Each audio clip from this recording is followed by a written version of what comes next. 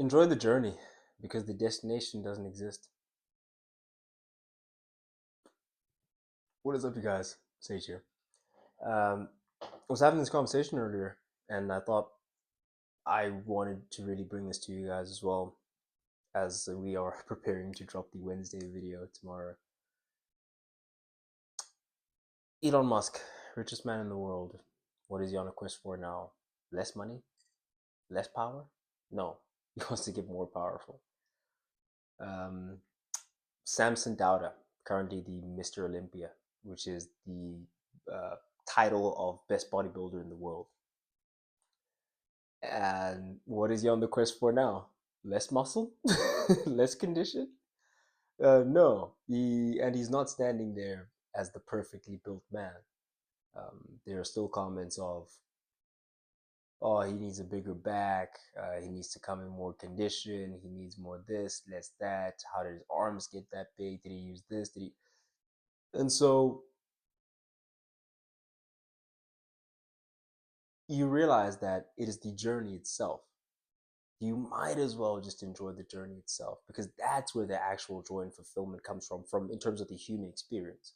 Because even when you do get to the pinnacle, to the ultimate, and you have won, it's not like you're going to get there and all of a sudden people are going to be happy for you, or people are going to be content with that you have made it there. You've done it. You've done it ethically. You've checked all the right marks. Even if you have done all those things, there is going to be absolutely no external validation that is going to come from that.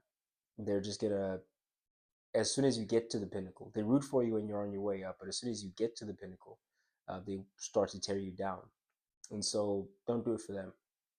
Okay, you say, no, I'm not doing it for them, I'm doing it for me. It's like, all right, if you're doing it for you, then wouldn't you enjoy a lot more being in the pursuit, in the process, going from the bottom of the mountain to the top of the mountain, more than you enjoy actually being at the top? Because what's up there, it's just a different view of the same ground, you know? So ultimately, yes, it is that. Just that. All I have to say today is enjoy the process itself, because the destination is a mythical thing that we've created in and amongst ourselves, as something to work towards. This is specifically in the context of conversation about my own physique, and I say, well, I never was never really dissatisfied with my physique, and even when I did blow up to like 110 odd kgs, that was more of a means to building the medium that I was going to play my sport through. And that, so specifically with the context of my body, I never really saw it positively or negatively in one way or another, but I have felt negative thoughts or emotions about my body and the way it's responding or not responding, or this, that, the third. And that right there is not a good spot to be. It's not a good place to be. And the how you avoid getting in that hole to begin with is realizing that the game is in the progress. The progress is the game, not the destination. It's not about, man, I want to put on so much muscle so quickly. And because once you get there, you're just going to want more. Like I said, the best built man in the world is still, people still comment on that person and will say, well, everyone has their flaws, because genetically, yes, there are certain things that you're going to be missing, or you're not going to be perfect, or someone's going to be bigger, or someone's going to have a better this, a better that, so I think ultimately it is very important to be aware of and understand that, the people who are at the pinnacle, who are doing it the best, who are the biggest in whatever industry, in whatever endeavor, even they, yes, even they look at their current position, and they'll always see someone who did it faster, who did it better, who did it bigger. You could be the best of your generation, and the only question in your mind will be, well, am I the best of all time? And those questions are very difficult, if not impossible, to answer, because there's so much context that comes with different periods. Ultimately, I'm repeating the same message, but I'm giving different perspectives on the same thing, which is, there is no destination. There is no destination. And I think about this. In terms of myself, of course, selfish bastard, this guy freaking sitting in front of a camera talking to no one, bumbling on about his own physique and thoughts. Thought about when it comes to myself in terms of my business acumen, and how the pursuit of education and success in that uh, has done obviously what it was always going to do, which is take me away from my actual business, and practically doing it right now. It's opened up a lot of opportunities as well. Met a lot of people, a lot of different situations when it comes to that, that will benefit me definitely 100% tenfold in the future, than a year in my room emailing a bunch of different people ever would have. And so yeah, there are gives and takes, right? When it comes to this game, there are pushes and pullbacks, and we do have to look at things in a holistic point of view, because people with regrets often look at things in a very narrow view, and they always assume that they retain the benefits from their current lifestyle. And so me saying, man, I regret ever setting foot on a campus and studying, because I could have used that time to do this, that, and the third. It's like, okay, cool, you could have done that. Maybe you could have done that. You could have been making a little bit of money. You have business established, whatever. But there's so many relationships that you saved by taking some of your time back from the business and actually putting it into your family, into your friends. So many relationships that you saved in there that are going to sustain you emotionally, for the rest of your life, psychologically for the rest of your life. Whereas if you had dove headfirst straight into whatever it is that you were doing, or continued to dive headfirst into whatever it is that you were doing, then you would have been isolated, perhaps a lot more isolated. And so, an example is just that, just a small example of, you assume the benefits of the relationship you currently have with your brother, your sister, your family, your cousins, all that good stuff. You assume that all those things stay the same, and all that changes is your income. But that may not necessarily be the truth. It may be the truth that in order to dig that deep and go that far in that, you're going to have to make some sacrifices here. And so we need to look at things with that holistic point of view,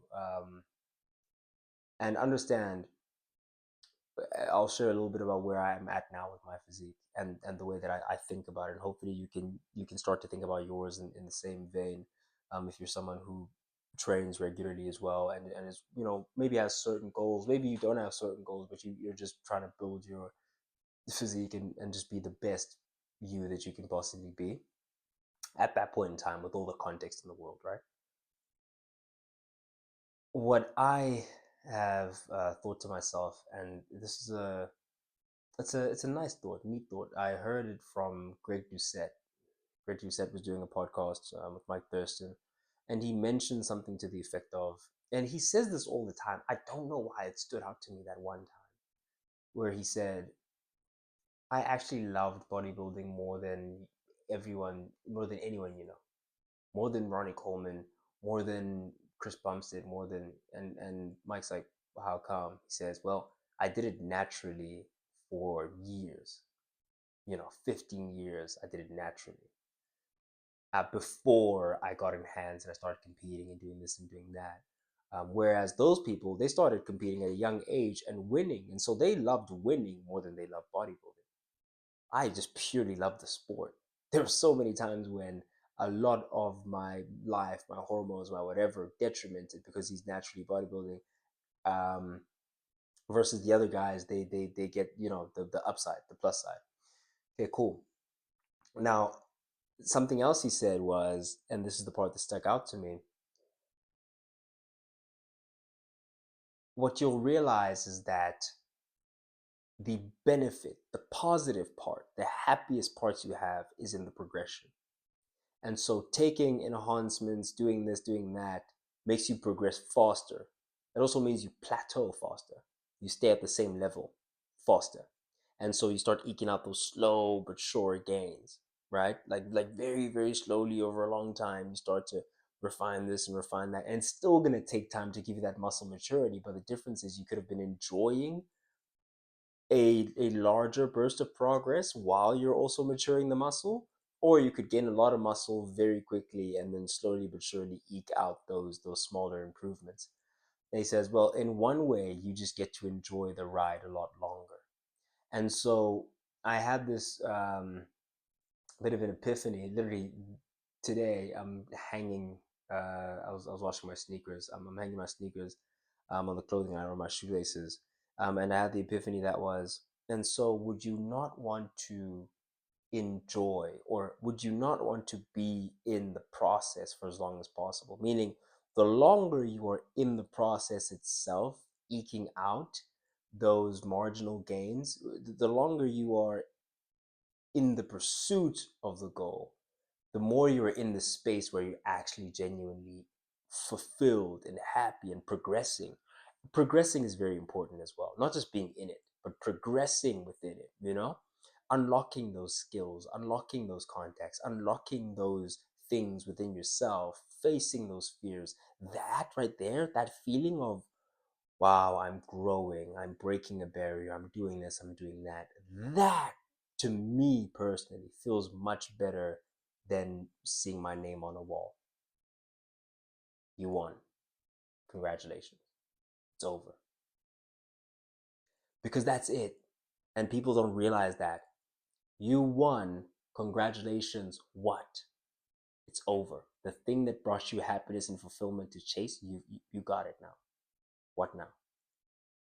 And so you chase the next thing and the next thing and the next thing. And so ultimately, what I need you to understand is that the reason why people are successful but not fulfilled and not happy is because they never learn to enjoy the process itself.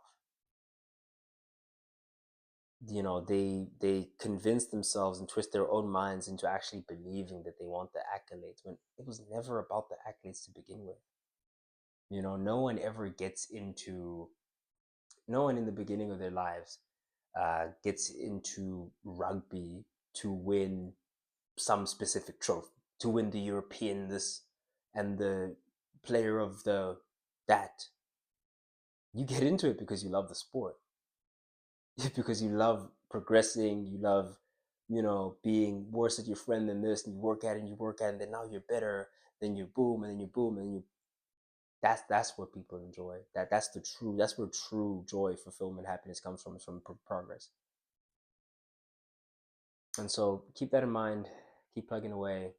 I'm gonna put this down for you and say thank you for watching. If you didn't enjoy, please do hit that subscribe button. I have been Sage, standing on business. Signing out.